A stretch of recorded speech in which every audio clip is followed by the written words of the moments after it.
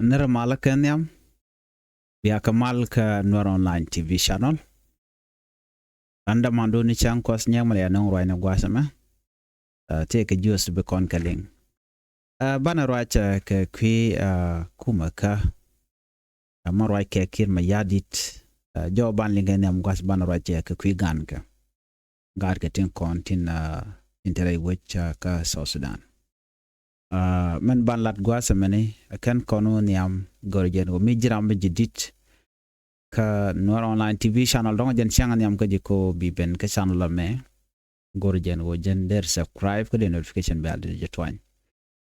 ken yam ala kir che mane a chaga mo ka position to dit nen yan ga te gwasa me ka gat ke okay ka gat ke titene te gwasa me nen yene to ko nyal gwasa me bene ka mir dara bene ka nyad na men te kan dial ke family ne ka okay ka gat ke chana men gwe cha kamenyam gwasa me no bukon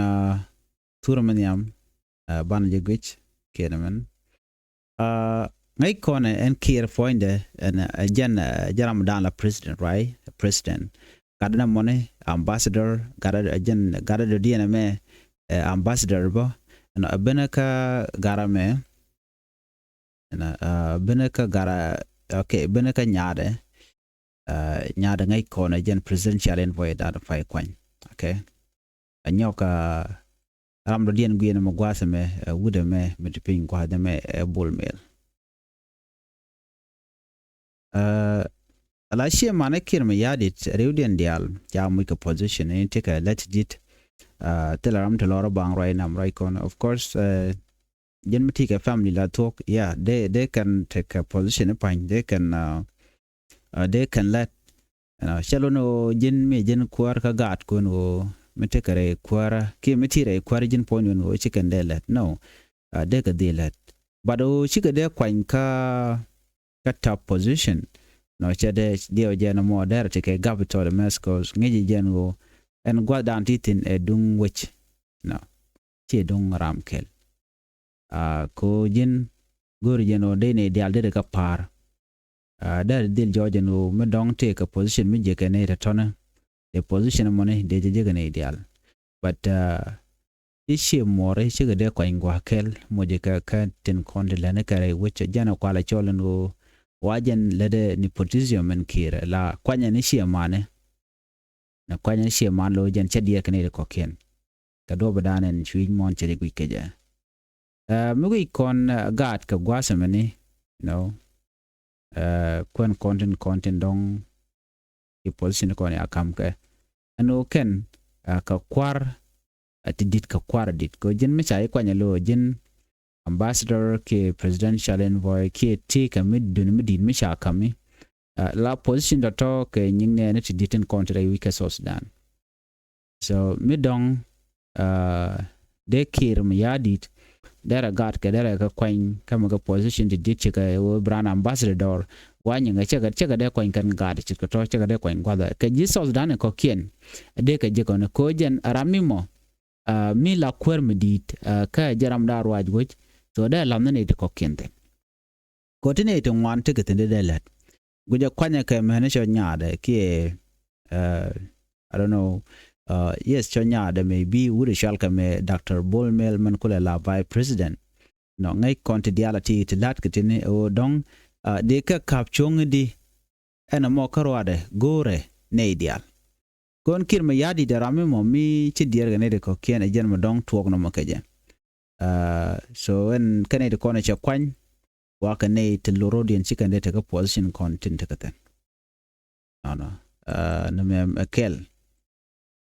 Jordan gwazam me dong de kone me ling dio ja daro gwa kalya nyakir me yadit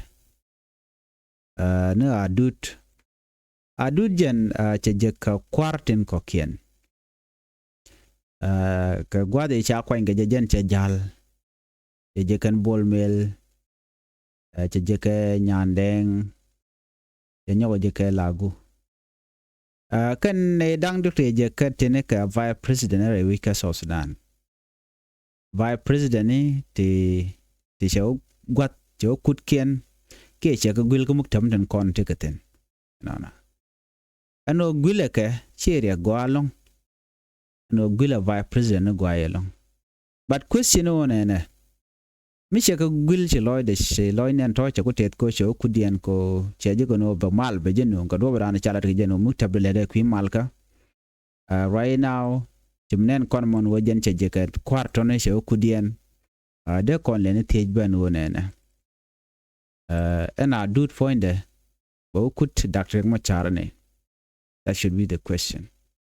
Nana. Boku Dr. Macharane Bejo Gil Retigian. Go and tell Mongode.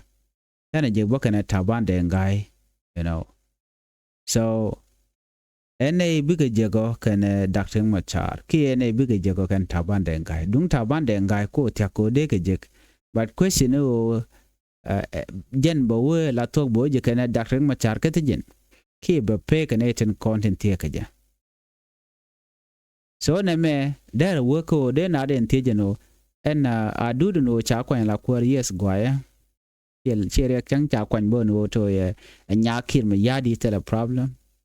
but there ten content cha wrong gwan there ka correct so there release of Dr. Machar there jagor no be jari aleka ko jen rob dan ba mal bo niam ka je so che bo pe ko che je ka kan vice president ko ken ka che je ka vice president ko ken so bo kudien la tok chan roi ko kor gwa de pai wonu ngum she vice president vol mel ngum ka na ku da dut kan je congratulate bara dut ko ram pai bene jaram dan bijal no cha de guli je muktab da